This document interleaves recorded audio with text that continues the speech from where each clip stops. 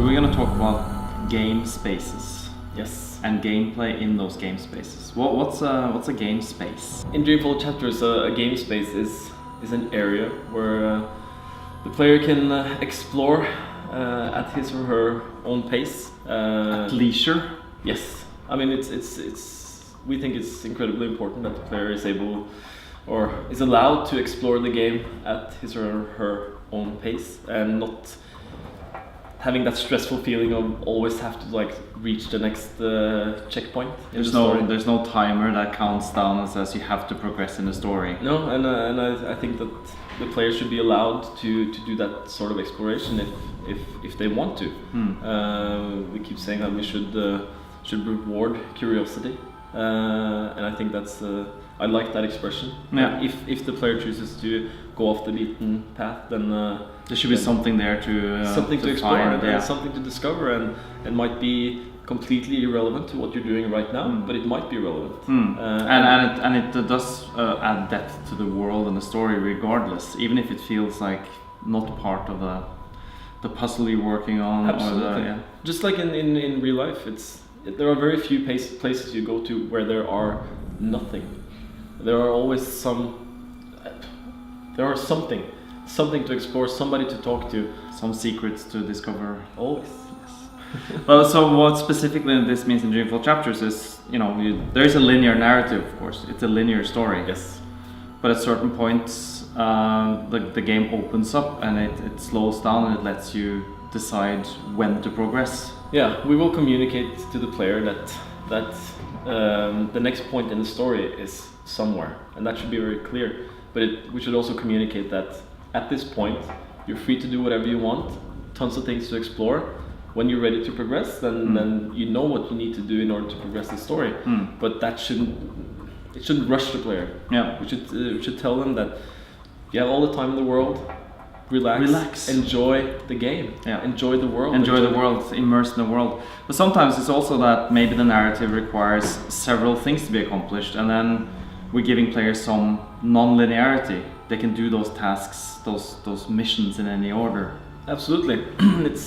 I think that can be a quite interesting experience when we say that we want the player to reach a goal. But there are many ways to get there, and might be several ways to get there, and you need to sort of complete many different things in order to get there. And I think giving that choice to the player can be quite interesting, because the player can focus on what he or she likes to do, and then you fulfill certain criteria, and then you can move on. Yeah, we're gonna be looking at one particular scene inside one space, Europolis. Yes. Europolis consists of one bigger space and then other locations attached to that, and we'll talk a little bit more about that when we see the footage. But here Zoe has to basically, in order to accomplish something, do a number of tasks in order to progress. She's investigating something at one of these dream factories, but it's closed and she needs to find her way in. Alright, so here we are in Europolis. It's a huge space. And Zoe has gotten lots of different clues, but we've chosen to follow one particular path. It's a clue about Seshadri Industries and one of their dream factories. So we're here now and approaching the door. As we're trying to open it, we're told that it's locked, but you can hear voices from the inside. So apparently somebody is here. They just don't want you inside. So how can we get in? Well, it's time to look at the scene. What do we have to work with here? First of all, there's a parked car here with the lights on. That triggers my suspicion. If we look inside the window, we're told that the windows are tainted and the door is locked. So what else do we have here?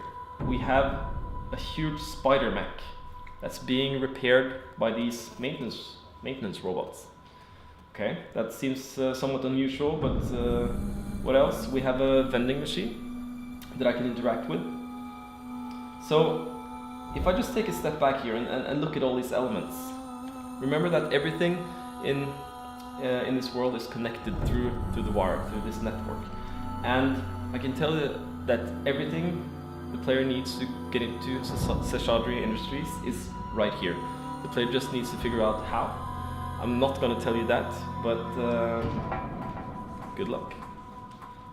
So Europolis is a huge city, and this tiny corner that we've looked at now is just a fraction of it. It's important to remember that not everything is a puzzle in this game.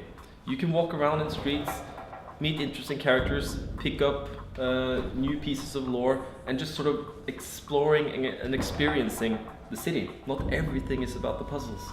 And when you do, the best way of getting around town is, of course, the metro.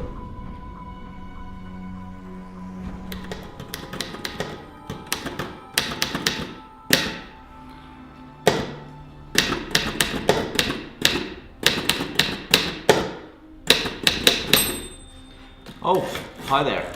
My name is Dag Skjeve and I'm one of the writers on Dreamfall Chapters. You caught me at a very good time here. I'm just now sitting down to start writing the dialogue for the second playable character of the game. His name is Kian Alvane.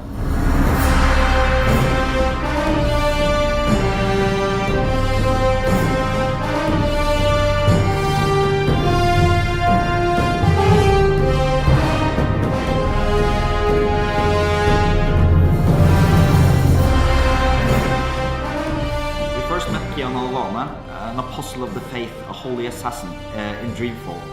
At the end of that game, he was arrested by his own people for acts of treason, and then he was sent to Marcuria, to Friar's Keep, a prison there, to await execution.